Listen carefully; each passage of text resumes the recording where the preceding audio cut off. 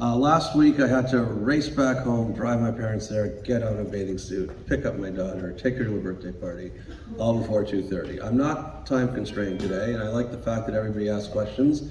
So if you have any questions, residual questions from either of the first two classes, King Bibi III or the Ukraine-Russian conflict, I'm happy to take them. A few questions, obviously I don't want to rehash the old ones, but if there were other people who had their arms up and didn't feel like their questions were appropriately addressed, this is my chance to repent. And then while you're thinking, if there's anybody here with a Ontario license plate CSPB 209, bingo! So you now have an option, two options. I guess there's a third option because we're not going to enforce this, but you can either become the immediate past president of the synagogue, and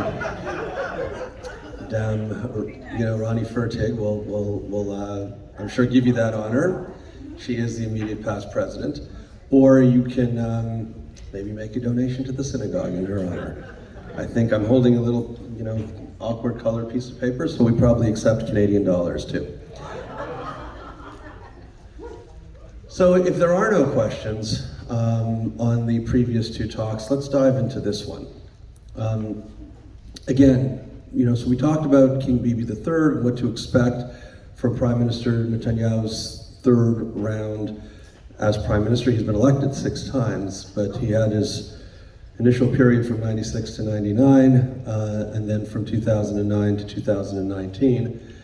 And now he is, 2021, and now he's back. 2019 is when the series of 5 elections started, and now he's back in the Prime Minister's office. And then last week we talked about the Russia-Ukrainian war, which also has severe geopolitical implications, including for Israel, and every day there is new news and strikes.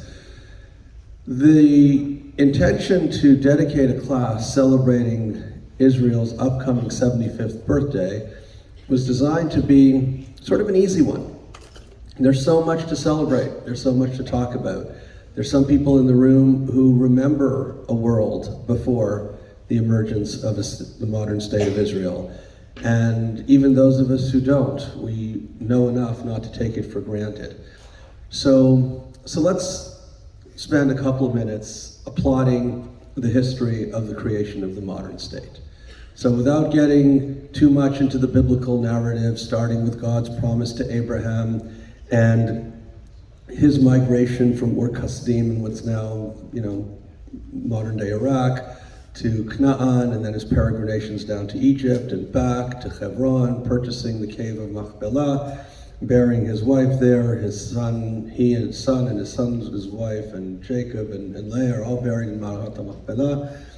And then the exodus to Egypt, the return, the conquest of the indigenous tribes that were living on the land, the kingdoms, the construction of a temple, the destruction of a temple, the exile, the return. I've given, at the very beginning, detailed classes on each of these.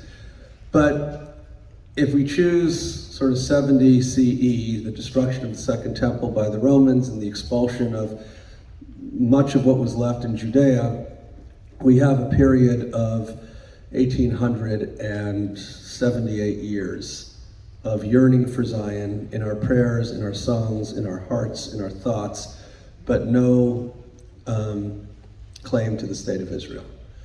There was always a Jewish presence in the state of Israel. It was now the state of Israel. It was called, part of the Roman expulsion was to eradicate any Jewish connection to the land. So Judea was called Palestina, and Jerusalem was called Capitolina. So it was Romanized in a way to de-Judaize it.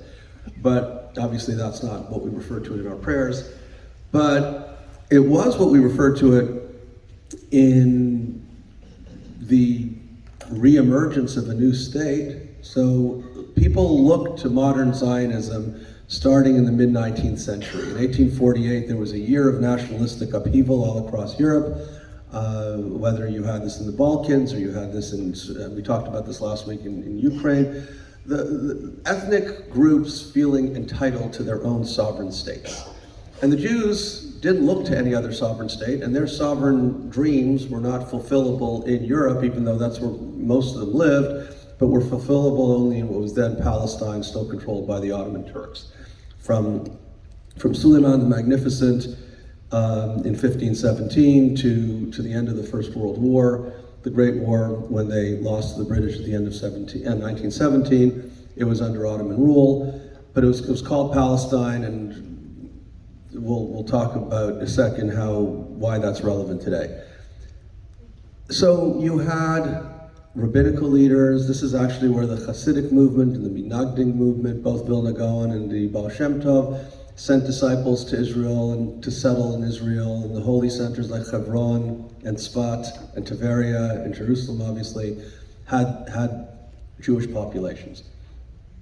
In 1881, Tsar Alexander II was assassinated, and that precipitated a spate of pogroms in the Pale of Settlement. And it precipitated also the first of 5 aliyahs to go up to Israel. So the first one was in 1882, and there were Jews already there, particularly Yemenite Jews and North African Jews, but the real, if you I don't want to say looking at history through an Ashkenazi lens, but if you look at where the migration started, that's when you started seeing significant numbers at the very end of the 19th century. And there wasn't much to look at. You know, Prime Minister Netanyahu, in his book, My Story, that he published right before winning the election in November, talks about Mark Twain's famous trip to what was then Palestine and calling it a desolate and dreary place, except for Jerusalem, and it was. And one of the reasons Bibi mentions it is because he wants to remind people that the Jews really had a role in dredging the swamps, and there was Arab labor involved, but that also caused a lot of Arabs to move. There wasn't this giant indigenous Arab population there during the Aliyot. These things worked in tandem. Right, some money came over, some people came over, they needed to build basic infrastructure, and the initial, later in the teens, 20s, 30s, there was this notion of Zionist labor, and we're going to do our own dredging, we'll be doing our own planting. But in the late 19th century, the Jews who came and were underwritten a lot by the Montefioris, by the Rothschilds, they used some of that money to pay for what we call today foreign labor. But these aliyot were moderately successful. Certainly, there was a lot of movement coming in, but there was also a lot of movement going out. A lot of people came to what was then called Palestine at the beginning of the 20th century, and then very few of them went back to Europe. If they had a chance, they'd go back. They'd try to get to the United States. But the institutions that they established, the Palestinian Electric Corporation, the Palestine Post, the Palestine Potash, the Palestine Bank, these all became the Israel Chemical Corporation, the Israel Electric Corporation, Bank Leumi, the Jerusalem Post. So one of the amazing accomplishments of Jewish settlement during these aliyot was to build an infrastructure for a nascent state. And when the British received the mandate at the San Remo Conference in 1923, there was already a lot of tension between the narrative that was being told to the Jews and by the Jews, and the narrative that was being told by the Arabs and to the Arabs and by the Arabs.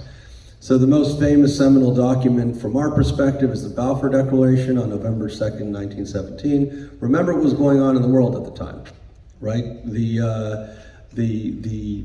Germans and the Russians achieved an armistice. We're still in the middle of the Great War, of the First World War, and England and France. We talked about this last week in the context of the Ukrainian war and how the parties feel now with this stagnation, and nobody's really willing to come down their ladder. So the Germans similarly felt that now they don't need to fight the Russians. They're going to be able to do better against the French and the British. And the British had a very strong interest in currying favor with the Jewish community, particularly the Jewish community in the United States. One thing that was very important for them was for the United States to enter the war. I'm not saying the Balfour Declaration was the catalyst that precipitated American entry into the Great War, but it certainly didn't hurt. And it certainly didn't hurt galvanizing Ally support in Russia, where you had a very large Jewish population. Not that they had a lot of money or political influence, but it looked like they would, because if you think about it, the leadership of the Russian Revolution wasn't predominantly Jewish, but they were very, very disproportionately represented by Jewish parties. And it wasn't clear yet whether the Bolsheviks under Lenin or the Mensheviks under Trotsky were going to prevail. It was pretty clear that the Tsar wouldn't, because they killed him already. But, so, you have the Balfour Declaration. At the same time, the British are also engaging in McMahon Hussein, where the prince, soon to be king, is getting assurances from the British. Remember, they're still in the middle of a war with the Turks, that we're gonna give you all this territory. And then Sykes and Picot get together, and they basically don't care what Balfour or Hussein or McMahon have to say. They just take a marker and, divide up the region in these straight lines that, if my daughter came home and showed me a drawing like that, I'd probably punish her. But, the fault lines were drawn.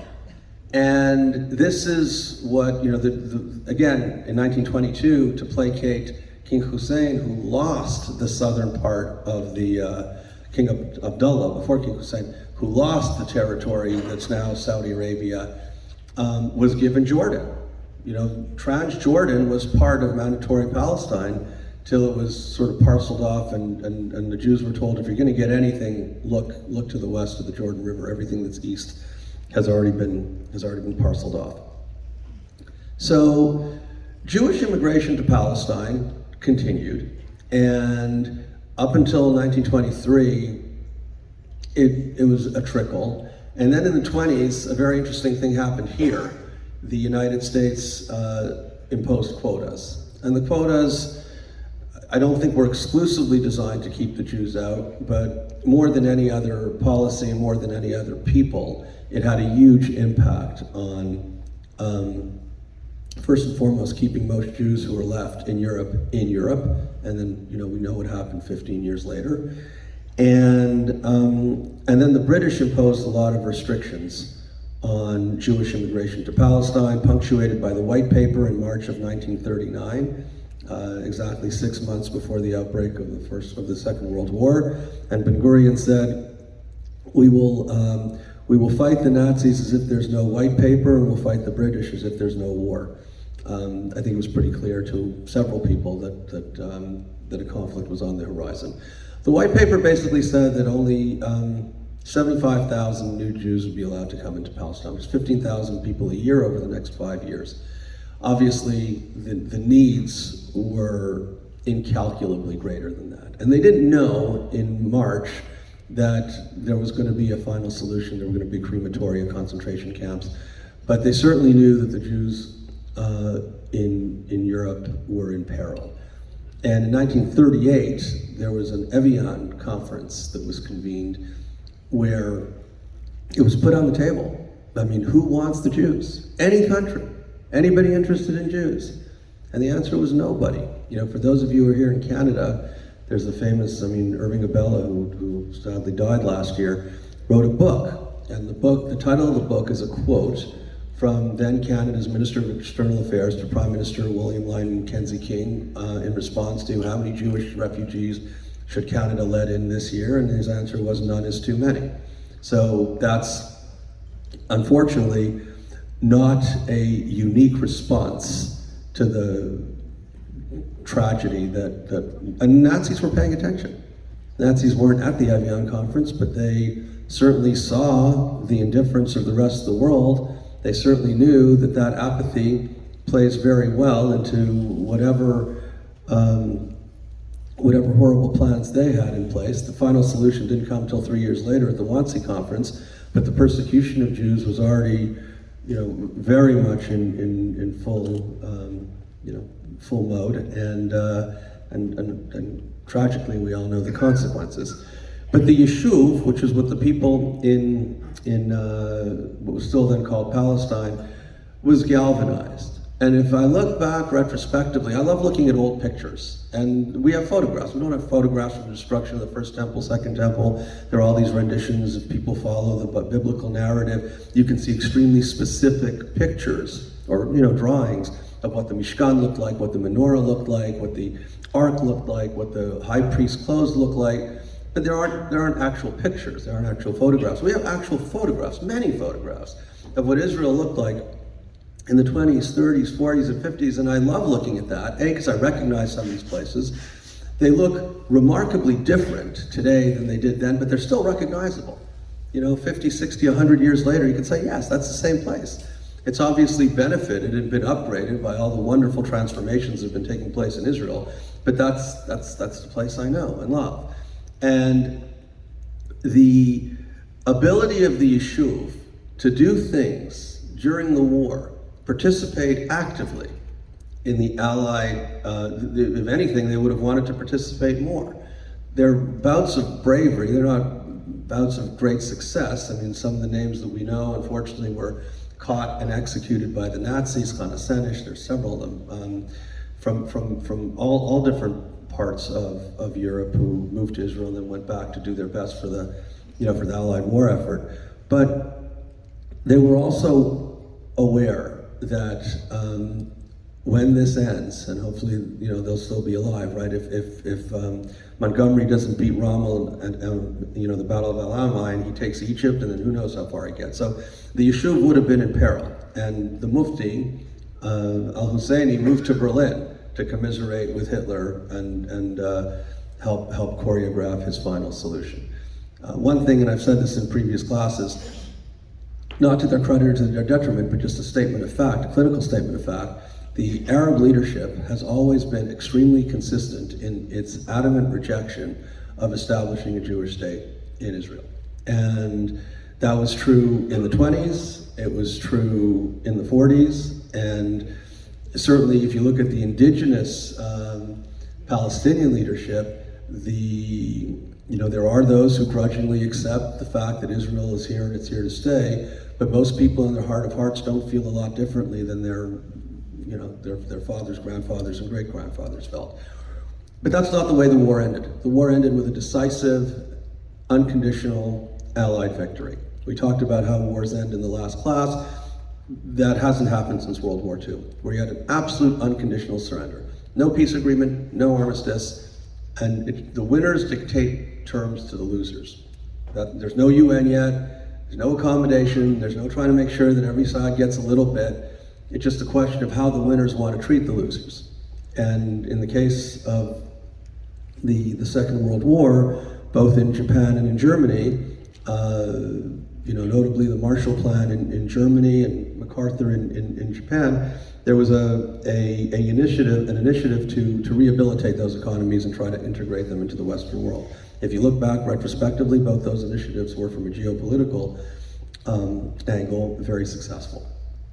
Israel, the Yishuv, had another war to fight. This time they're fighting a war against the British, and the creativity that they engineered in getting people over, getting arms over. You had David Ben-Gurion sending Teddy Kollek and Eli Shalit to the Biltmore Hotel in 1945, right after the war ended, in May of 1945, and convening the Jewish community and saying, this is what we need. We need money, we need munitions, and let's find the people who can get them.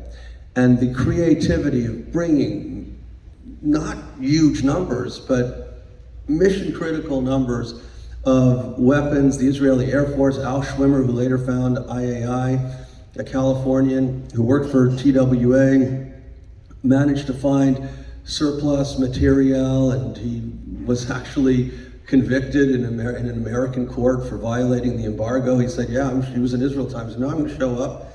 And he lost the case, he paid a fine, but he was obviously very proud of what he was able to do. One of the first planes to fly for the Israeli Air Force in 1948 were German Messerschmitts that the Nazis used in the Second World War. The first guns came from Czechoslovakia, and Israel obviously was smart enough to develop their own domestic munitions manufacturing. So, necessity is the mother of invention. You had a lot of necessity. And later on, this expressed itself in agriculture, in water resources, in energy, in food security. But then it was really, first and foremost, making sure that we're going to have the tools that we need in order to win a conflict that is inevitable. Because the signaling was clear. It was very clear to the Western world before the war that Hitler had his ambitions. It was very clear to the leadership of the Yishuv that the Arab neighbors had their ambitions. And among the many other accomplishments that Ben-Gurion should be recognized for was how assiduously he worked in order to ensure that on the day of reckoning, Israel would have the means to protect itself. And on November 29th, 1947, when the UN announces its partition plan, and most people are dancing the hora in the streets of Tel Aviv, Ben-Gurion said this is a very happy day, but it's also a very sad day, because he anticipated what was coming, and he was right. He was right.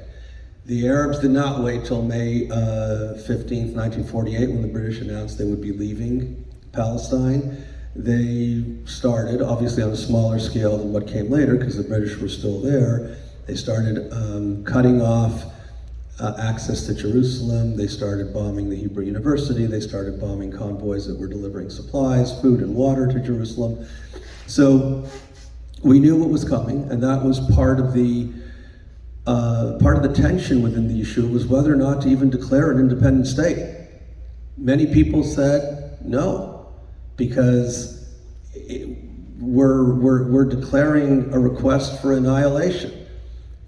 Sovereignty can wait. Let's just make sure that we solidify the fort and we are able to ensure our own physical survival. And the flag and the postage stamps and the currency, that'll come in due course when we have a greater margin of security. And Ben-Gurion and the majority of the people who were vested with that decision-making process disagreed, because they didn't want to create a political vacuum, because political vacuums get filled very quickly.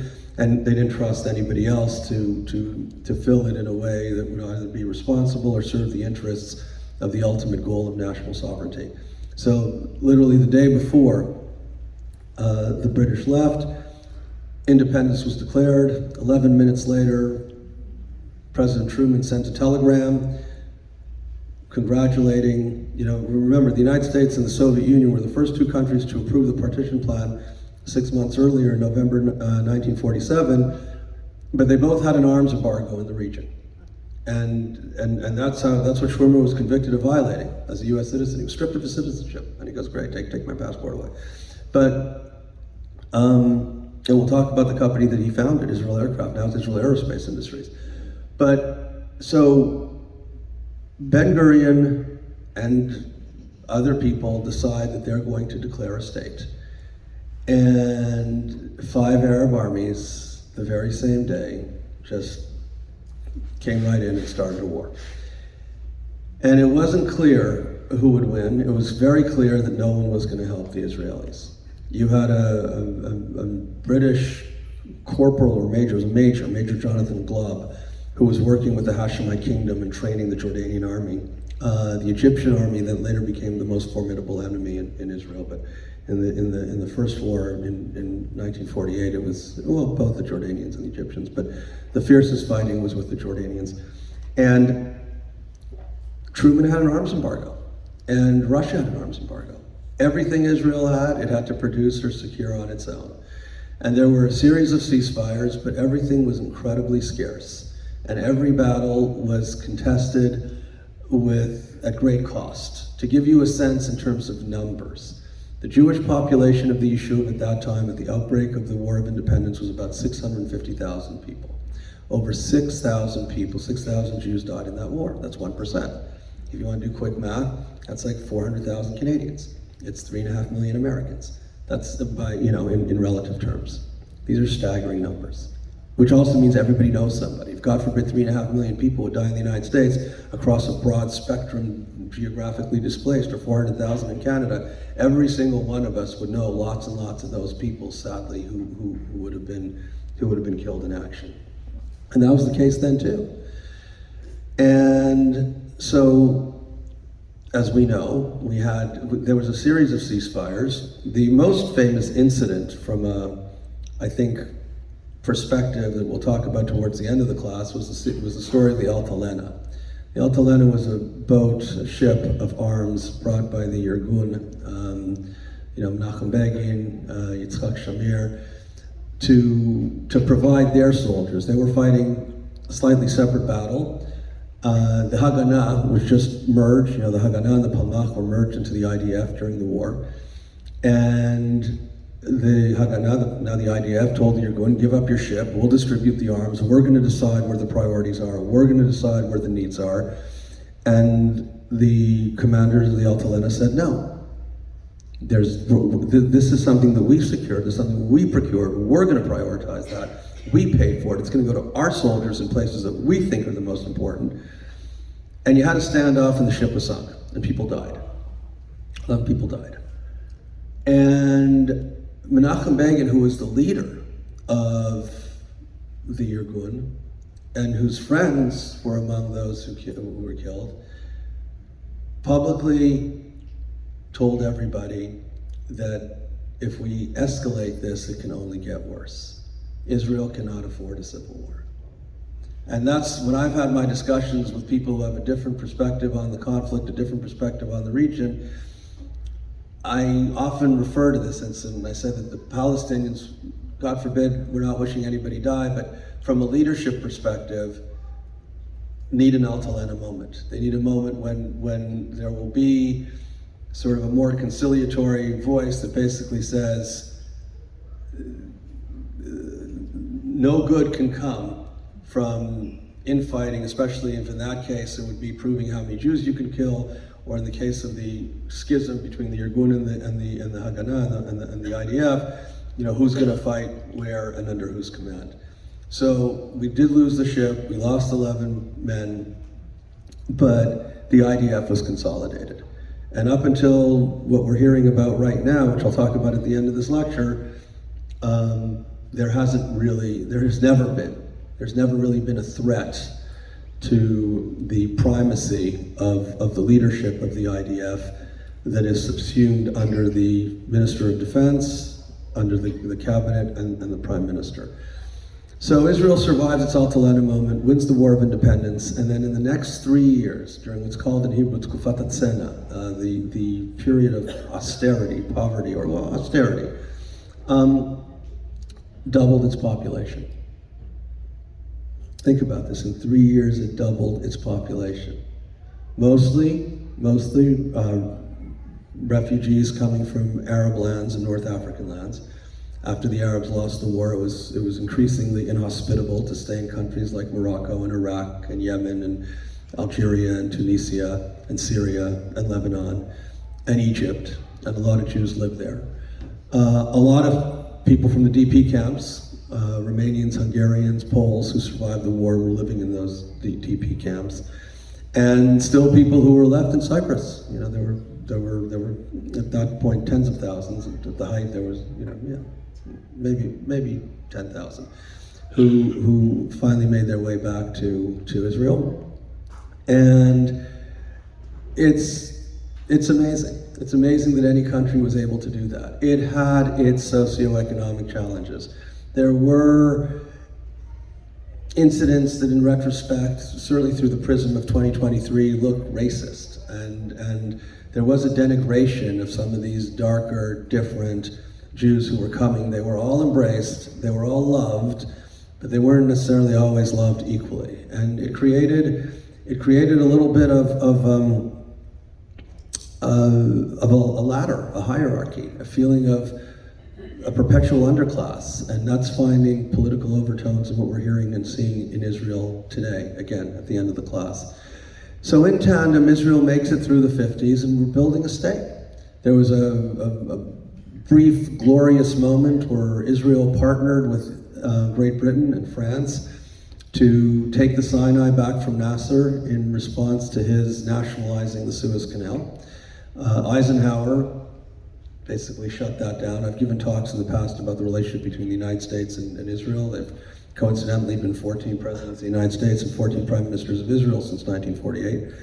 But people ask me, Republicans, Democrats, it's all over the place. Eisenhower was very, very empathetic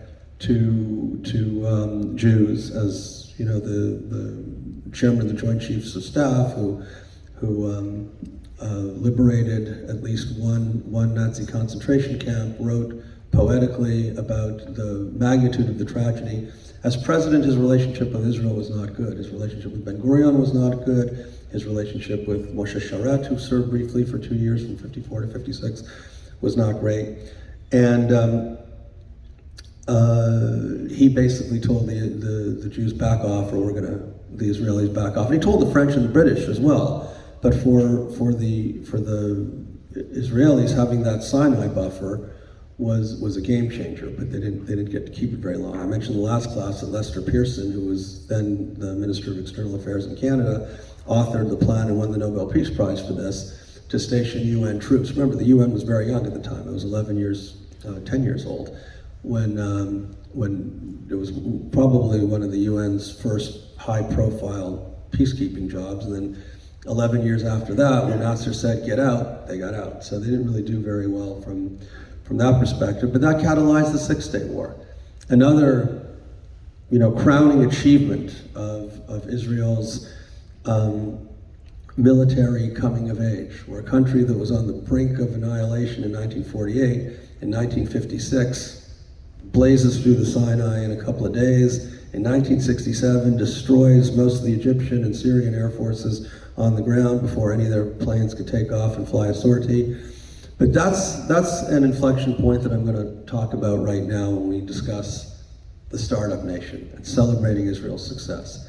There's no one catalyst, for example, this is where it started in 1920, it started in 1960, it died in 1970. There is an argument to be made that it started in the 1920s. There's the dredging in the swamp, and there's the stories about the kibbutzim, and there's all sorts of innovation, but that wasn't so unique. The fact that a country that hasn't really even been a country yet establishes 3 or 4, depending on how you count, leading research institutes in the 1920s. You had the Technion, you had the Hebrew University, you had the Weizmann Institute, it wasn't called Weizmann yet, and the Volcani Agricultural Center, both in Rehovot, the latter two. That's pretty cool. You're not going to be a state yet for over 20 years, and you're already establishing, reputable, respectable research institutes. But I would go back, I don't know that I would start there. In 1967, the French, who were Israel's closest military ally, we now know that they had a major role in helping Israel establish what's euphemistically called the textile factory in Dimona in the 1960s. Charles de Gaulle basically said, this was a war of aggression, we're pulling out. So what do? Well, first you need to find a new patron, and the United States found that in President Johnson. I think one of the most underrated presidents in American history for lots of reasons, but certainly from a Jewish perspective, had a wonderful relationship with Israel. He famously told Abba Eban, who was then the U.S. ambassador, the Israeli ambassador to the United States, he said, you will not be alone unless you go it alone, meaning don't start a war. If somebody starts a war, we'll stand up, but I'll let other legal scholars, I wrote my thesis on this in law school, but yes, it was a defensive war, but if you just look at it, what happened without the context, right? Israel fired the first salvo, so there was a fear that would Johnson, interpret what happened as not listening to what he said, and the Americans stepped up. The first president to sell any arms to the United States, to Israel, was John Kennedy, who sold the anti-aircraft Hawk missile systems. But Johnson sent planes, and Johnson sent tanks. And then Nixon sent planes, and Nixon sent tanks. And since then, the U.S.-Israel military relationship has been extremely good. Can I help you with that? I don't know how to do it. I'm a full-service speaker. I'm sorry. That's okay, nothing to be apologized My for. daughter. Want to turn it on? Maybe she wants to hear what I'm saying. Sorry. No, nothing to apologize for. So I would say that post-67, when Steph Wertheimer started a company called Iskar, which makes cutting tools. Berkshire Hathaway bought the company about 15 years ago, Warren Buffett, for several $1 billion. But at the time, it was designed to provide spare parts for the French-made planes that the French weren't going to send parts for. the Skyhawks, the Mirages. So Israel had to make those parts on their own. I mean, the Israeli Air Force essentially exhausted itself during the Six-Day War. And then in the 70s, IBM and Intel established research institutes in Israel. So let's talk about the stages of the startup nation. And let's start with the 70s and 80s. So after the Yom Kippur War, which, again, Israel won, but at great cost, militarily, humanitarily, economically, you had this lost decade from 73 to 84, 85, where the economy was reeling. Inflation was skyrocketing in the hundreds of percentage points. Nothing we're seeing today looks anything similar. But it was the first instance of multinational countries. Remember, Israel suffered from an isolation. Most of us here are old enough to remember when Israel was sort of the poor cousin, where the Americans would come with Adidas and you didn't have a Burger King or a McDonald's or any of the other sort of symbols of a modern country. Now Israel has all of that stuff.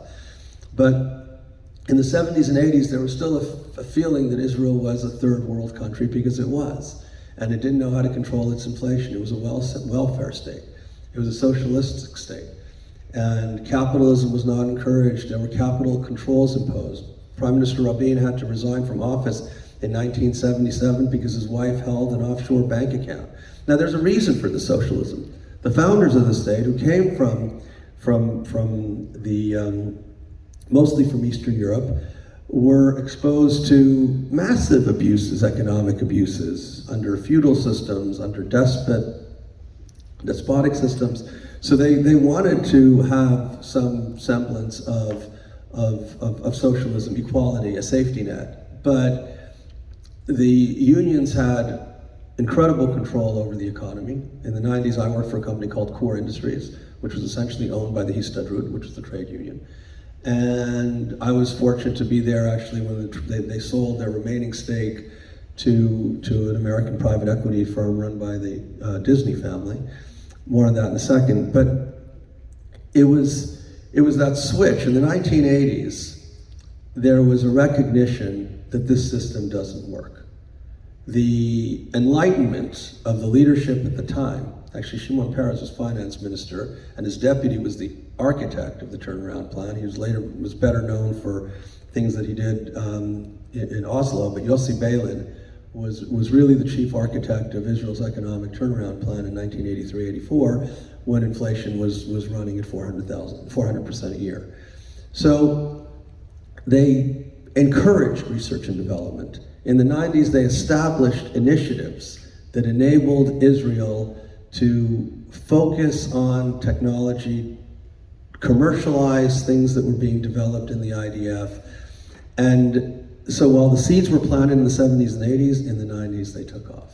I went back to Israel in 95 to work at Core, finished law school, and thought it'd be a pretty good idea. And I was astounded. I mean, I knew, I was going to Israel every year, so I knew what was going on.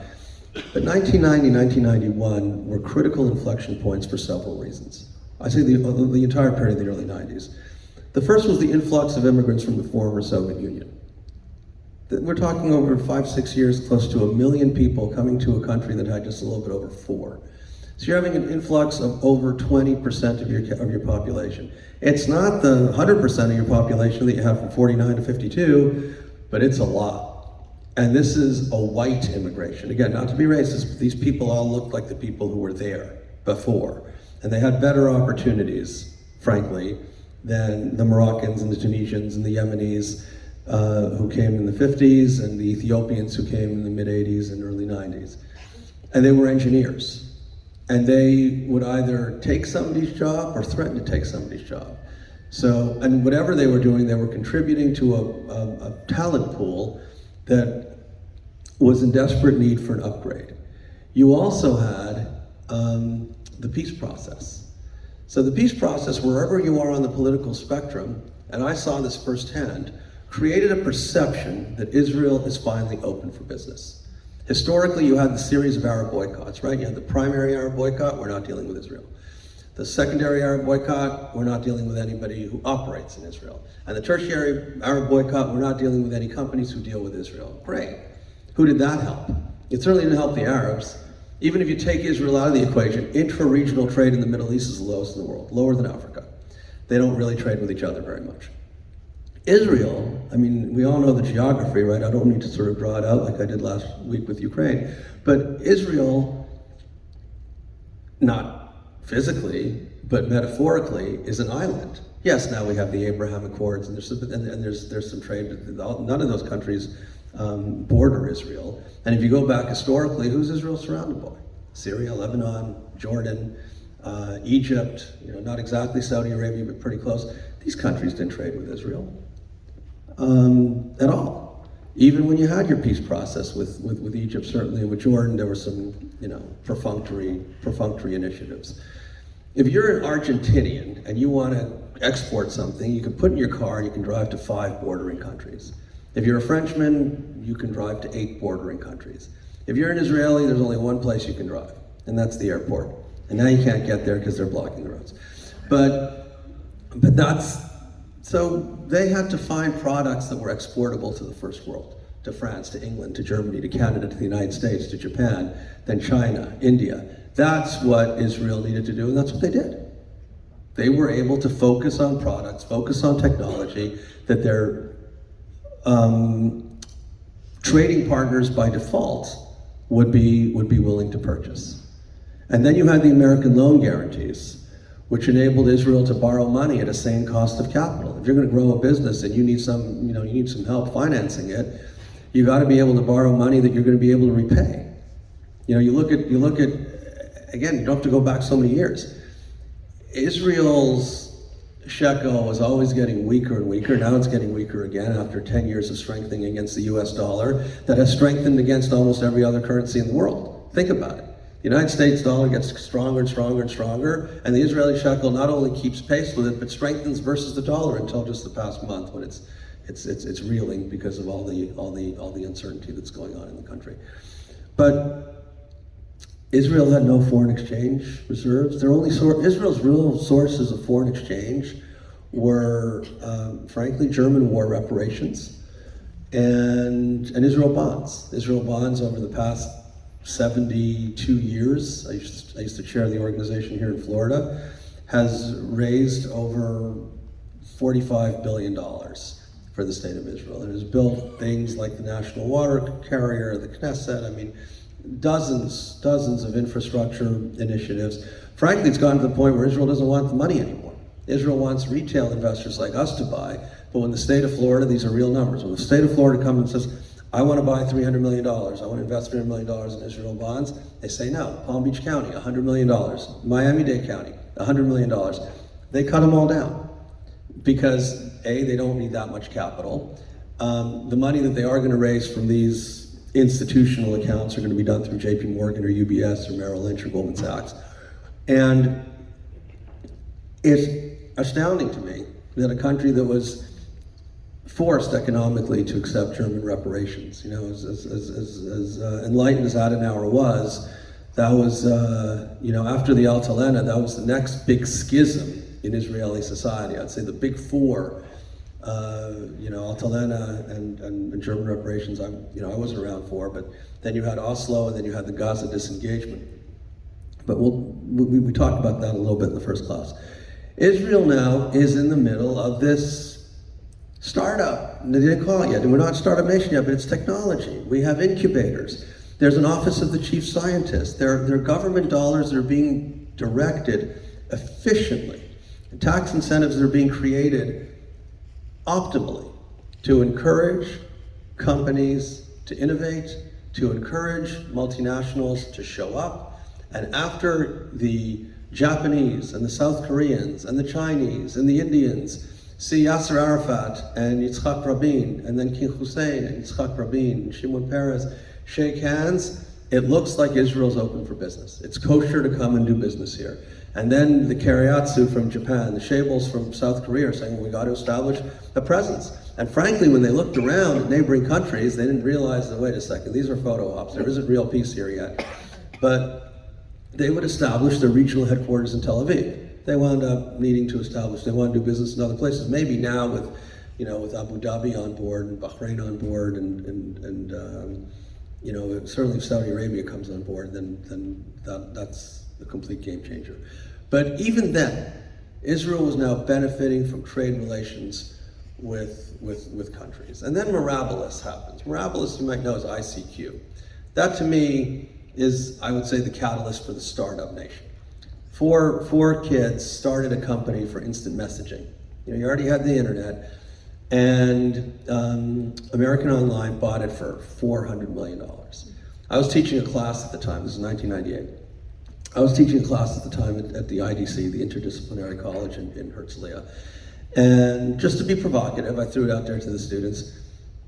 I think they sold too cheap. What are you, an idiot? Like they each got like $100 million? There's no way they sold too cheap. This is like the best deal ever. Okay, great. And then internet valuations started skyrocketing. I didn't think that. I didn't have an opinion on whether they sold too cheaply or not. I just wanted to stimulate class discussion, and boy did I ever. Nobody agreed with the comment, because look how much money these kids just made. They take it and run, because you're never gonna see that again. What you would, because if you waited a year, you would have been able to sell it for about 3 to 4 times as much. That's how crazy things got. And then, if I made a comment like, boy, they were lucky to get out in time. Are you nuts? Look what's happened. No. But 2 years later, that asset would have been worth nothing. So no way they sold too cheap. Boy, did they ever sell too cheap, and they were really, really, really lucky to get out in time. So that's one company story, and somebody else sort of wrote that AOL was bought by Time Warner, so it became someone else's problem eventually, or asset. But what it did is it inspired Israelis to know, these are my role models. Without talking too much about the inner city, but there's one person in 3 generations who makes it to the NBA, buys his mother a house, buys his brother a car. Everybody wants to be that guy. That's my role model. I want to be the next Michael Jordan or LeBron James, or in Canada, Bobby Orr, Wayne Gretzky. There are not that many Bobby Orrs, there are not that many Wayne Gretzkys, not many Michael Jordans or LeBron James, and none of us really know them. But there are a lot of Gil Shweds, and there are a lot of, there's only one Gil Shwed, but there are a lot of Israeli tech entrepreneurs who did extremely well, and everybody knows them. They went to my high school, they served in my unit, they learned in my, they played in my playground, they had dinner with my dad. So the accessibility of these kinds of role models led to ambition that inspired an entire generation of technology entrepreneurs. That's what everybody wanted to study. That's what everybody wanted to do. And those kinds of exits were the catalyst for unbelievable innovation. And it was motivated by the ability to get rich and keep your wealth. Because so many people were generating so much money, you didn't need to tax everybody at 65% anymore. You could tax them at 25% and still see your revenues increase enormously. And it's had that effect. When I moved back to Israel in 1995, the GDP was just under $100 billion. That represented a per capita GDP of $18,000. It wasn't such a long time ago. Today, and I want you to wait for the numbers, today Israel's GDP is $564 billion. Per capita, that's $58,000 per person. Any Americans here? It's not quite as high, it's not quite as high as the United States. Any Canadians here? It's higher than Canada's. So this is amazing. Remember what country we're talking about. This is amazing stuff. And then in 2008, and it's the mindset. If you sit in a Starbucks here in Aventura or Thornhill or Second Cup or whatever, Tim Hortons now, people will talk about what's going on in Yorkville or Bal Harbor or maybe Fort Lauderdale or Boca Raton. If you sit in a Starbucks in Tel Aviv or Ra'anana or Herzliya, they're thinking about what's going on in Japan, what's going on in China, what's going on in India, what's going on in America, obviously. These are the markets that they're focused on. They're not focused on their domestic economies because it's too small. You've got 9.5 million people living in Israel. That's not a market. They want this market. They want the 350 million people living in the United States. They want China. They want the 1.4 billion people living in China, or the 1.34 billion people living in India. That's who they want. The largest purchaser of Israel arms is India. And India buys more arms from Israel than any other country except for Russia. I don't know if Russia's still selling arms because they probably need most of their weapons at home right now. But that's the mindset of the Israeli, and that's what launched what people called Startup Nation. The book was written in 2008. And everybody wanted an exit. And you have 400 multinational companies in Israel right now. You drive up and down the main highways and non-main highways, you'll see Apple, Google, Microsoft, Cisco, Intel. Everyone is there. And on many, many, many, many levels, that's wonderful. On some levels, it's not great because these multinationals now own the intellectual property. If things get precarious, they can, I don't think they're going to get up and leave, but they can certainly reduce the scope of their investments in Israel. And it's become very expensive to retain talent in Israel because there still is a brain drain. There are a lot of people moving here, Silicon Valley, Europe, but the United States is the main recipient of Israeli talent and Israeli intellectual property, either directly from companies who are relocating here and incorporating here, or indirectly by the acquisition of these platforms and the growth of these platforms under a different umbrella, which happen to be multinational umbrellas, more than 3/4 of which are American umbrellas. So, and it's true in all sectors. It's not just telecommunications, it's information, it's pharmaceuticals, it's data, it's cybersecurity, it's artificial intelligence. What Israel is doing on so many of these levels is, like I said, eye-popping. And then the question was, what's next? What do you do after the Startup Nation? So there's been two trends that I find interesting, and I'm going to talk about them and then take questions. One is, for about 10, 15 years, everybody wanted an exit. Everybody wanted to build a unicorn, or even smaller, some Mirabilis. Everyone wanted Mirabilis. Everyone wanted to buy something that's interesting enough for a multinational to buy for a few $100 million. It's a lot of money. And I would be similarly seduced to say, yeah, you take it, I'm good. I've done all I need. Maybe I'll stay for a couple of years to make sure that the transition is smooth. Recently, there's been a movement towards keeping the companies and growing those companies in Israel. And that's when people talk about the migration from startup nation to scale-up nation, where you're building these billion-dollar-plus platforms, you're keeping them in Israel for the first time in about 10 years.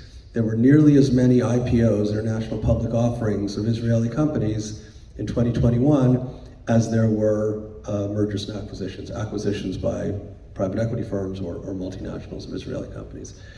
And I don't know if it's a good thing or a bad thing, but it certainly means that these companies are getting bigger and bigger under an Israeli umbrella. So these remain indigenous Israeli companies that can grow using, in many cases, foreign capital, but they're also doing a lot more activity domestically on the Israeli stock exchange because foreign capital feels very comfortable in Israel. It's become a familiar place, and it's taken 30 years. And here I'm going to talk about the flip side of that. So, like I said, I was working in Israel in the 1990s, and we took companies public, and having some legal background, I worked on some of these prospectuses, these offering memorandums. And the first page on every prospectus has risk factors. That's true anywhere. I mean, if you're in Canada, what's the risk factor? It's cold outside. You may have to read this in French one day. So, I mean, I'm not making light of it. Every country has its risk factors, but in Israel's in the Middle East. The Middle East is a very dangerous region.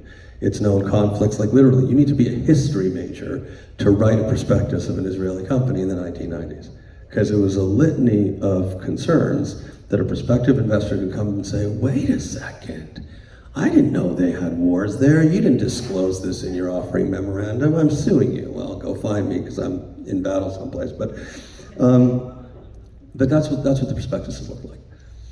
Over time, and then similarly, if you were an Israeli company, you have to incorporate in Delaware. It was cute because I actually did a lot of work in Delaware when I was a mergers and acquisitions attorney in New York. That was obviously the forum where these corporate disputes would get litigated. But in taking the train from New York to Washington, you pass by Wilmington. But if you're sitting in Ra'anana or Richmond or whatever, you're not thinking of Delaware, but your company's incorporated there. You've never been there. You can't find it on a map. Maybe you could spell it, but you know that that's where your company is incorporated. And then that was mitigated. For much of the past 30 years, a lot of people have worked on keeping the incorporations in Israel and keeping the companies Israeli. And that's very important from a tax revenue standpoint. And that's at risk right now. For the first time in a long time, you are seeing Israeli companies, Israeli entrepreneurs, actually move money out of the country for political reasons. And it's a big risk. And the reason it's a big risk is because the left and the right have not agreed on very much in the past 30 years. But they agreed on one thing: the blessing of the high-tech industry. The critical contribution that the high-tech industry has made to Israel's security and to Israeli diplomacy because of the contribution that it's made to Israel's wealth. And people who don't understand that connection fail to understand that at their peril, right? In order to be effective diplomatically, it's extremely helpful to be powerful militarily. And in order to build a powerful military, you need money. And if you don't have the money, you can't have the army. And if you don't have the army, your diplomacy is going to be weak.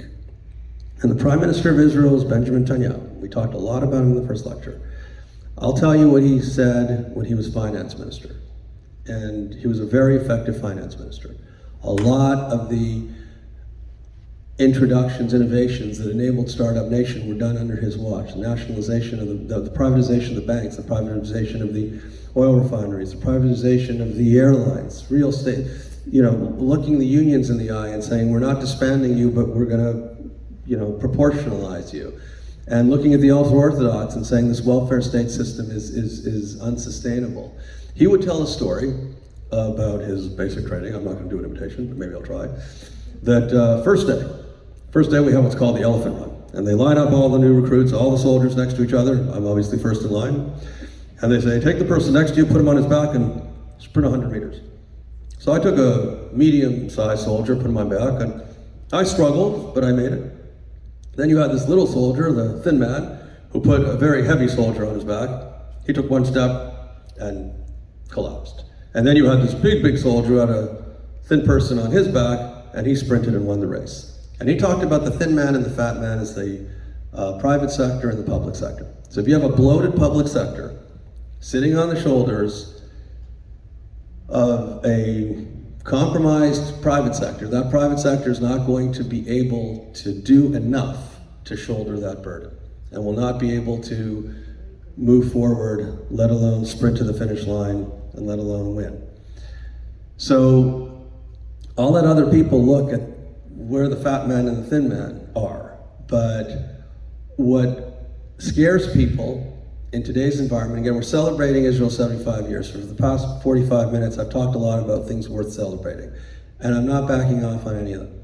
But some of the things that have made Israel worthy of celebration is rule of law, respect for minority rights, judicial independence, and a certain element of checks and balances that are familiar to the Western world, that are familiar to Western capital. And I don't think anything has happened in Israel yet to deter people from investing. But things could happen in Israel that might. And some of those things would be continuing to, direct resources to the public sector when the private sector is producing less and when the country is attracting less capital. So there was a bit of a battle between Bezalel Smotrich and Aryeh Deri to be the finance minister. One is head of the religious Zionist party, the other is the head of one of the two ultra-Orthodox parties. None of their constituents are necessarily net contributors to the national coffers, right? The difference is that the religious Zionists, they do serve in the army, and then many of them go on and have successful careers, but their political purpose is to build settlements, fund settlements. That is not in Israel's economic best interest. If you look at it strictly economically, I'm not talking about theologically or politically, but those things cost a lot of money to build. They cost a lot of money to protect. A lot of resources are taken from other places in order to fulfill this nationalistic ambition. And if you look at Deri's constituents, he didn't get that ministry. He got two others. He was stripped of them, but he's still running health and interior from his apartment in Har Nof. But that's more stipends for burgeoning religious families, more stipends for the yeshivot, creating incentives, insisting that Israeli men don't ever get drafted into the army, and while they're pursuing their religious learning, that the government underwrites that. I'm not saying the government should or shouldn't. That's not my role here, is to give you my personal opinion. But I do think that if you look at it from an economic perspective, the risks are real. Larry Summers was on record. Larry Summers and Bibi studied at MIT together. Larry Summers went on to be the first full tenured professor at Harvard University. He was Clinton's Secretary of Treasury after Bob Rubin. He was the head of President Obama's National Economic Council. In between, he served as president of Harvard. As bright as they come, and certainly not shy to shoot his mouth off. He actually was stripped of his presidency as Harvard because he intimated that women might not be as good at math as men are. It's not actually what he said, but that's what it was interpreted. He came out, it was almost like I'm not calling Bibi Balak, but he says, I want you to come and praise me, and he wound up saying, no, I can't praise you, because if you do these reforms wrong, you're walking really close to the ledge. And people who walk pretty close to the ledge may not know how close they are to the ledge until they fall off it, which is, be careful. And none of these achievements ought to be worshipped, but they all ought to be applauded. And we have this tendency to be impulsive and not appreciate what we have. And I think that one of the things that makes me sad, and you've heard me be optimistic for 10, 12 years, and you heard me be sad for 2 weeks, third week now. And I'm saddened by, when we started talking about the whole thing, we were reading the Parsha of Yitro, where Moses' father-in-law pulls his son-in-law aside and says, look, we need judicial reform. You need to appoint judges. You need to delegate. You can't do this all on your own. A, you're not going to be as effective, and B, you're going to be exhausted. This week we're reading about the golden calf, right? Moses tarries. He actually doesn't tarry. The Israelites counted wrong. But they perceived that he was tarrying for one day. Tarrying was late. And they cajoled Aaron to build a golden calf. And, obviously the tablets get broken. God wants to exterminate the Jewish people. Moses says, if you do that, then strike me from the Torah. Last week we had a parsha where he isn't in the Torah, which, I'll let other rabbis tell you what they think about this. But the golden calf was a tragedy in Jewish history, because it showed how fickle a people who literally 40 days earlier just got the 10 Commandments on Mount Sinai, and now they're building and dancing around the golden calf. And we also read, in addition to in Kitisa about the golden calf, we read, it's also called Parshat Parah, which is, we read about the red heifer, which actually comes from my Bar Mitzvah Parsha in Bamidbar, in Numbers, Chukat, where the process of finding a red cow, and what you need it to purify somebody who's been impure. And the person who applies the purification themselves becomes impure. Not as impure as the person they're trying to purify, but there's so much you can read into this. But it shows the connection between purity and purity, how it can be rectified, but how you need other people for the process. And that parsha is read in anticipation of the construction of the third temple, because it shows how a bunch of different constituents are going to have to work together in order to rectify impurities that will merit us having a third temple. There are many people who interpret this current iteration of Jewish peoplehood, the creation of the modern state of Israel, as not a replica for the third temple, but really, we have sovereignty, and we've had sovereignty for 75 years. And it's an incredible thing. If you do the math, the construction, not the second temple was built by Ezra and Nehemiah in the 6th century BCE, but Herod's construction of the second temple, the one we see replicas of when we go to any gift shop in Jerusalem, that lasted 80 years, that's it. From the time he built it till the Romans destroyed it. That's not a very long time when you look at Jewish history. I don't say this to be apocalyptic, but I definitely think we need to be more appreciative of what we have. And I think that the overreaching on one side and the overreaction on the other side, and so many obstacles that appear before any type of accessible resolution avails itself, are food for thought. So when you're back here tomorrow morning reading about the golden calf, think about sort of the dangers of being impulsive, of drawing conclusions, which in many cases would be wrong, like they were 3,350 years ago in the desert, and cherish what we have, because we have a thriving, phenomenal state that has exceeded anybody's and everybody's expectations. Remember what I said, we were fighting about democracy, Israel's soul. There was no reason to expect Israel to be democratic. Nothing. The people who came to Israel during those 5 aliyot, whether it was from North Africa, other parts of the Middle East, or Eastern Europe, did not come from countries that had democracies. There is no history of democracy in the Bible. No history of democracy in the Bible. The kings were not elected, the prophets were not elected, the judges were not elected, nobody was elected. They were appointed either by God or another prophet, or anointed by a prophet. And the region in which they came had no history of democracy. Whatever elections Israel are having and whatever, qualms we may have about them, these are the only truly democratic elections that are taking place in the entire Middle East. Not now, ever. So, on the right, the left, on any side, screaming against the terror of the other side and the destruction of the democracy. Democracy is a fragile treasure. So,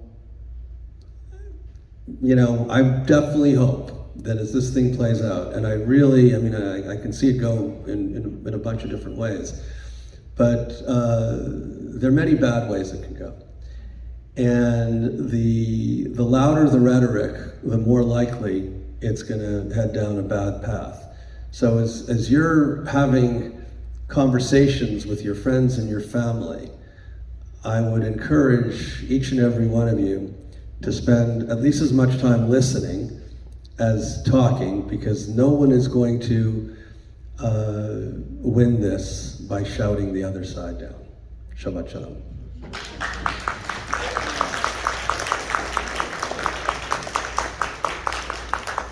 Yes. Well, the couple of things you neglected to mention is, anytime there's a disaster in the world, earthquake, flood, Israel sends people to help out. It's true. And number two, also integration. A lot of countries, especially in Africa and Asia, they couldn't integration, didn't have water. Israel helped them out and to become stable. Now, as far as people right here, especially I would say to the left, criticizing Israel. What's going on in Israel? Israel is not a perfect country, but it's the only country, Jewish state we have. And we should support it because Israel needs us and we need Israel. If it wasn't in the Second World War, what happened, Israel was existed, a lot of people can say it. So I encourage everyone, we should support Israel, whatever it happens now. That's all. Thank you very much. I have very little to add. I agree with every word. Yes. I just want to say thank you. Your depth of knowledge and ability to present are absolutely incredible. Thank you.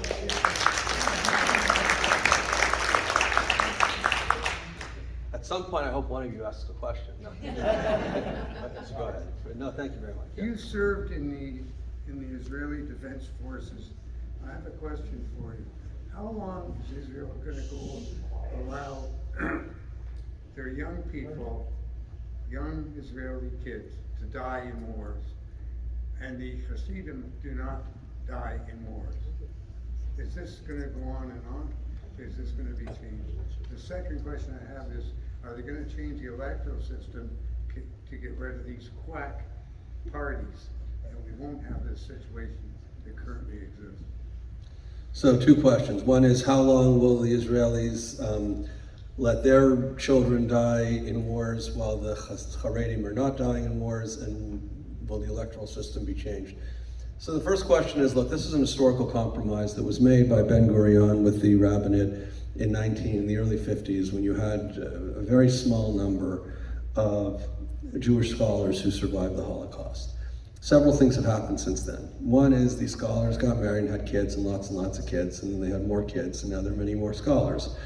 The other is you have a big, what's called a Chazar B'Tshuva. You got people who are finding religion later in life. So many people who were secular Jews are now Orthodox Jews. So the numbers have burgeoned from several hundred students to tens of thousands, if not more, that are part of this. The IDF doesn't need them. So the idea of who's dying in wars is a very important question, and it's very sad anytime there's a casualty. The ultra-Orthodox are dying in disproportionate numbers as a result of terrorism, because if you're a terrorist, you're going to look for somebody who looks Jewish, and very few people look more Jewish than they do. Sometimes terrorists do stupid things, like they once dressed up as ultra-Orthodox terrorists and tried to drive a car into the heart of Jerusalem, pull off an attack. They were stopped. They were Shabbat. Look, it's a question that's been gnawing in Israel for a long time. I think the solution there is to insist on national service. Have the Orthodox do a national service, some sort of, it could be even within their own communities, it could be sensitive to what they're sensitive about, and then allow them into the workforce. Because you did identify the first part of the problem, but the second part of the problem is just as severe. And from a longer term perspective, I think more.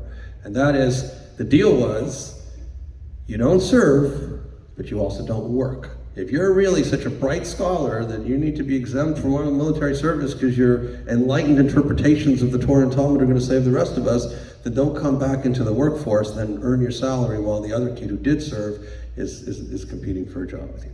So there is a way around it. I just think that nobody's sensitive to the other side. Regarding a change into the electoral law, there have been changes. There have been changes, it's called Achuz HaChasima, the electoral threshold that you need to reach in order to have a seat in the Knesset. You'd be able to have, if you had just a little bit over 1% of the vote, like Mayor Kahana did, you'd be able to get a seat in the Knesset. Now, if you don't have 3.25%, you get 0. If you don't have at least 4 seats in the Knesset, you don't have a seat. So there are different things that people can do, like merging votes. Sometimes you merge parties, sometimes you do a deal where I'll get a surplus or you get a surplus, so that these votes, these wasted votes, don't get distributed to your political, I'll say enemies, but non-fellow travelers. But there have been all sorts of attempts to tweak the Israel electoral system. It's a very difficult thing to do. As we talked about in the first class, Israel does not have a constitution. It does not have an entrenched Bill of Rights. It doesn't have a federal system of governments. You don't have states and provinces and a federal government. It doesn't have, it has a unicameral legislature. There's no House and Senate. It doesn't have a distinction between the legislature and the executive. The executive is made up completely from the coalition component of the legislature. So there are so many ways one can reform the Israeli system. This attempt to have the electoral threshold raised more and more actually cut against what you're saying, because the Orthodox do vote. If you look at voter participation in Israel, it's high. It's about 70%. Among the Arabs, it's about 50%. If the Arabs voted in proportion to their numbers, they'd have 24, 25 seats in the Knesset. The ultra-Orthodox vote disproportionately high to their numbers. If they voted according to their numbers, they'd have about 15, 16 votes. They now have, 18. Then you have the religious Zionists, and you add the 18 to the, another 18 or 15 to the 18, and you have what you have now, 32, 33 seats. So Likud has 32, they have 32. The five parties that constitute the religious Zionist bloc and the ultra-Orthodox bloc have 32 out of the 64 seats in the coalition. You had a question? Mine's part of a comment. I read the newspapers quite thoroughly. This past week, Michael Bloomberg and Thomas Friedman have come out with very damaging words about Netanyahu and the judiciary, and it frightens me. I read in one article that I don't remember his name, was coming here to raise money for Israeli bonds. I'm wondering how he will be met. I'm wondering if the American Jews will buy Israeli bonds. And the papers are not in favor of Netanyahu. Yeah, so I don't know if I've ever heard the comment, but your concern is that Prime Minister Netanyahu and his policies are fomenting anywhere from admonition to resentment to, in some cases, rejection of the Israeli government, and the fear is that it will foment rejection of the, against the government itself, the country itself. So we talked about this a little bit. You asked a similar question 2 weeks ago, and I've read all the articles that you've mentioned. The minister in question is Bezalel Smotrich, who's the finance minister, who's coming to the Israel Bonds Gala on Sunday night. He said a lot of things that were very unfortunate over the past 20 plus years, not the least of which was what he said a week and a half ago about the city of Hawara should be wiped out, but not by vigilantes, rather the Israeli government should do it. It was said in a much broader context against vigilantism, but it was, misguided enough that he's tried to walk it back. I'm certainly not an apologist for the Minister of Finance. It may make you happy to know that 73 Jewish groups are boycotting the Bonds event. I was horrified by the headline because I didn't think there were 73 Jewish groups, but there are apparently more because some will actually be at the conference. And the US government, they had it in Washington this year because they wanted people from the administration to be there. And the administration flat out said, they're not showing up, they're not going to speak at this event. Nobody accepted and retracted because they were invited after he was the Minister of Finance, and they just didn't want to be in a photo op with somebody who has had a little bit of a checkered past, certainly when looked at through a US policy prism. And look, the United States ambassador to Israel, Tom Nida, said that after the Hawara comment that he'd push Smotrich off a plane. So, Smotrich probably won't get pushed off a plane. He will show up, he'll speak, they won't take questions, and hopefully it'll pass. That's not something any of us have control over. What we do have control over is our affiliation with the State of Israel, our affection for the State of Israel. And to the extent that that's in your control, I encourage you not to let other people take it from you. You own it. You've worked at it. I mean, you look like you're pretty young, but you're probably at least my age. So you've been at this for a while. I think that you've invested too much time, money, and love into your relationship with the State of Israel to let a blip on the radar screen motivate you away from your life's work. And love is unconditional. Love is unconditional. No. Questions? I'm sorry. Yeah, I want to get to other people. I'm sorry. Yeah. Okay, I'll take the other questions, these three, and then we'll go. Okay, I got it first. Yeah, we were at a lecture, and the speaker is an intelligence officer, colonel in the American Army, and explained the situation, the way the Americans looked at Israel as Connecticut East. It's a Middle Eastern country with Middle Eastern standards. It's you shouldn't be looking at Israel, to try to turn it into a Connecticut East. So I believe that too. What are the other two questions? You had one, yes. Yeah, do you think Israel should have a constitution? Great question. Do I think Israel should have a constitution? Yes. And I think that a Canadian team should win the Stanley Cup again. Toronto, yeah, maybe. But I'm careful not to hope for too much.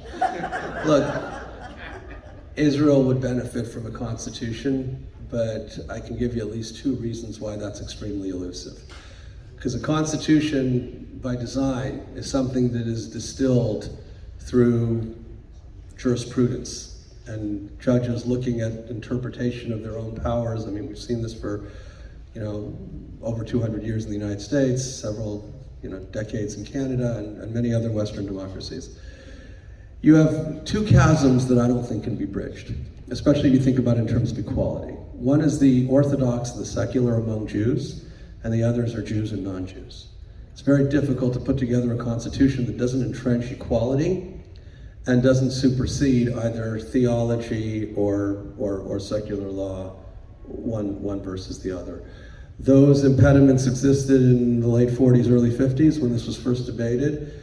And I've read a lot of putative James Madison, Alexander Hamilton, John Jay types in Israel proffering their own versions of what might be an acceptable constitution, and none of those would pass muster, most obviously, most glaringly because of those two obstacles. So one more hand, yes, the last question. What bothers me a lot is what's going on with the rest of the world and how that affects Israel. Situation in Iran, situation in this country where right now our military is being depleted. We don't have the strength that we used to have. And there's little Israel sitting there kind of trying to maneuver among everything else that's happening. That's a good point. I mean, obviously what's happening in Iran is a very high priority for Israel as well. There seems to be less and less daylight between the Israeli administration and the American administration on that. I think the Iranians are helping dissipate that daylight by being so intransigent in their own position, even with the Europeans historically, who've been seen as very lax at best and pro-Iranian at worst. As far as depleting, when you say ours, I take it you mean the American arsenal by supplying Ukraine. Yeah, I hope that hasn't and won't have an impact on America's ability to stand next to its allies, Israel first and foremost, but other allies as well. I don't know enough about the strategic allocation of what's been given to Ukraine and what stays behind. I know that after the Yom Kippur War, the United States has stockpiles of weapons in various places around the world. Before the Yom Kippur War, it did not have such a stockpile in Israel. Now it does, and it has for now almost exactly 49 years. My nephew is Naval Air Force, Okay. and he went to Annapolis, and he flies jets off of airplane carriers. That's cool. And after his 7 years, he got out because there were no carriers available. This was under Obama. The carriers were all broken down, the airplanes were all broken down. There was nothing to fly and nothing to do. So Right, now that's- he's flying commercially, but he goes back. They call him and he's in the reserves. And he just came back from Japan, where he spent 3 weeks doing nothing because the flights he was supposed to be taking, the planes he was supposed to be picking up to fly materials to 4 new bases in the Philippines. Yeah. They couldn't find the parts for the planes. So thank you for sharing that, and that's not a question, but I'm gonna springboard off that comment to close. Israel and every other country lives in an increasingly interconnected world. So it's like the chaos theory. When a butterfly flutters its wings in Asia, you feel the repercussions in America. Not that severe, but surely what's happening in terms of America's defense strategic priorities and the buildup in China. Russia does not, even before this exposure in the Ukraine conflict. Russia did not have the second most powerful army in the world. China does. Not clear where China would stand in a global conflict. They're trying to play nice with as many people as possible. I think the stakes have risen so high for humanity that I pray that the mutual deterrence that emerged in the 50s and 60s is at least as strong today as it ever was. God help us if it isn't. Israel has to tiptoe through some minefields, certainly when it comes to Russia on its doorstep in Syria, and the sorties that Israel wants to fly against the Lebanese, Hezbollah, the Syrians, the Iranians. So it's incredibly complicated. I remember when I was a little kid, they had this game called Risk, and you had a few countries and you moved pieces, and you learned about Hannibal crossing the Alps. I mean, I applaud all the military strategists for the past millennia, but folks like your nephew and his commanding officers who need to think about how to allocate resources, first of all to the military and then within the military, how you build future ships, where you station them, what's above the water, what's below the water, where you get to position them. You talked about the Philippines, Japan, places we have some bases. I think that one of the things that the United States is working on is moving its military assets in different places. Israel is suspected of being what they call a nuclear triad company. It has land-based, air-based, and submarine-based capabilities to deliver weapons. That's also maybe the best way to end, because you think about little Israel, and there aren't that many nuclear triads. There may be 4 or 5 in the world. And to think that Israel is one of them and is always talked about as one of the top 10 militaries in the world, and one of the top 2 or 3 most innovative places in the world, and recently also one of the happiest places in the world. So Israel scored really highly on happiness. I don't know how you measure that. Most people I know who talk about happiness, certainly those who write about it and get paid professionally to speak about it, are usually depressed, or they've survived depression or diagnosed with depression. So I'm thankfully not an expert on any of this, but I would be sad if Israel were no longer as happy. Shabbat Shalom.